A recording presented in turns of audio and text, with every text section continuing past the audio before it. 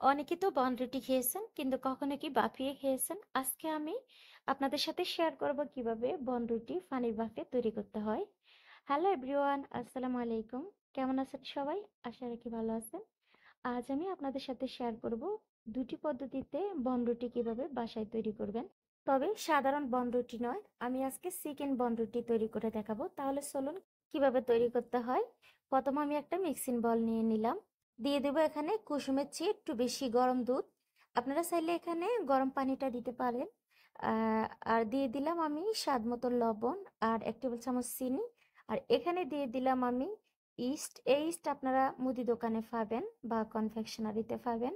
আমি 1 টেবিল চামচের মতো দিয়েছি, একটু নেড়ে ছেড়ে তারপরে ময়দা দিয়েছি। আপনারা চাইলে এখানে আটাটাও দিতে পারবেন, আটা দিয়েও সুন্দর হয়, খেতেও ভালো লাগে। এখন আমি একটা ডো তৈরি করে নেব। একেবারে রুটি বানানোর জন্য যেভাবে ডোটা তৈরি করতে হয় ঠিক সেরকম ভাবে। এই যে তৈরি করা হয়ে গেছে, এখন ঢাকনা দিয়ে আমি ঢেকে রাখবো 10 মিনিটের জন্য। আর এদিকে আমি এই যে তেল দিয়ে দিলাম এখানে আমি চিকেন, যে হাড় ছাড়া, কেটে তারপরে ধুয়ে নিলাম। এখন আমি আদা রসুন দিয়ে 1 টেবিল চামচ করে তারপরে সাথে দিয়ে দিব এখানে হলুদ গুঁড়ো 1 টেবিল চামচ, আর দিয়ে দিব মরিচ গুঁড়ো 1 টেবিল চামচ। আপনারা চাইলে এখানে কাঁচামরিচটা দিতে পারেন, যেহেতু বাচ্চারা খাবে তার জন্য আমি কাঁচামরিচটা দেইনি। আর এখানে আমি ম্যাজিক মশলা দিয়ে দিলাম 1 প্যাকেট। আর এখানে কিছুটা পেঁয়াজ দিয়ে তারপর আমি সয়া সস দিয়ে দিয়েছি 2 টেবিল চামচের মতো। লবণে আর সয়া সসের পরিমাণটা আপনারা বুঝে দিবেন, সয়া সসটা কিন্তু একটু কটা কটা থাকে। আর এই যে ঢাকনা দিয়ে আমি এভাবে এখন জাল করে নিব। আর 2 মিনিট জাল করার পরে দেখুন আমি দিয়ে দিলাম টমেটো আর ধনিয়া পাতা কুচি। দিয়ে আমি আবারও ঢাকনা দিয়ে কিছুক্ষণ রেখে তারপরে এভাবে নেড়ে ছেড়ে আমি রান্না করে নেব। এই চিকেনটা রান্না করতে বেশি একটা সময় লাগে না, যতটুকু পানি উঠে আপনারা ওই পানিটা শুকিয়ে নিতে নিতে কিন্তু চিকেনটা সিদ্ধ হয়ে যাবে। এখানে টোটাল 5 মিনিটের মতো সময় লাগছে চিকেনটা সিদ্ধ হতে। এখন আমি চলে যাব মূল পর্বে। এখানে আমি আগে যে ডোটা তৈরি করে রেখেছি দেখুন ফুলে টুটুম্বর হয়ে গিয়েছে। এখন আমি হাওয়াটা বের করে কিছুক্ষণ এভাবে মতে তারপরে নিব। এই যে এখন আমি এভাবে একটা একটা করে লেচি কেটে নেব। যতটুক আপনি সাইজ দিবেন ততটুক করে লেচিটা কেটে নেবেন, তাহলে কিন্তু আপনার সুবিধা হবে। সবগুলো একই রকম হবে, একই সাইজের হবে। আর ফুডটা আপনারা বেশি বা কম দিতে পারেন, কারণ বেশি খেতে চাইলে বেশি দিবেন, আর যদি কম খেতে চান তাহলে কম দিবেন। আপনাদের পছন্দ মতো ফুডটা দিবেন। দিয়ে এভাবে যে আমি যেভাবে শেপ দিয়ে তারপরে নিলাম, এই যে হয়ে গিয়েছে একটা বন। এভাবে আমি আরো একটা আপনাদের সুবিধার জন্য দেখিয়ে দিব। বনরুটি আজকে আমি আপনাদেরকে দুভাবে দেখিয়ে দিব।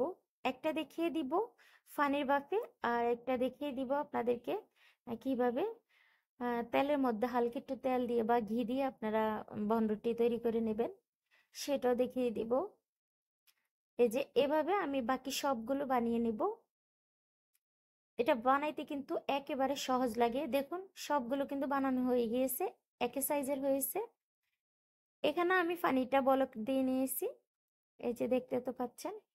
এখন আমি দিয়ে দিব তো বানিয়ে রাখা যে বনগুলো আছে সেগুলো। পানির মধ্যে বনগুলো দিয়ে আমি ঢাকনা দিয়ে 5 মিনিটের মতো উল্টিয়ে পাল্টিয়ে এরপরে এভাবে বাফিয়ে নিব। কারণ আমার কিন্তু 5 মিনিট চুলার হিটটাকে আমি বাড়িয়ে সিদ্ধ করে নিলাম। এখন কিন্তু হয়ে গেছে, আমি তুলে নিলাম। এই যে এভাবে এই চাটনিটা দিয়ে সেকে নেব। আর এখানে কালারটা একটু কালারিং আসছে, কারণ মনে হয় একটা বনরুটি কিন্তু ছিদ্র হয়ে গেছে তার জন্যে।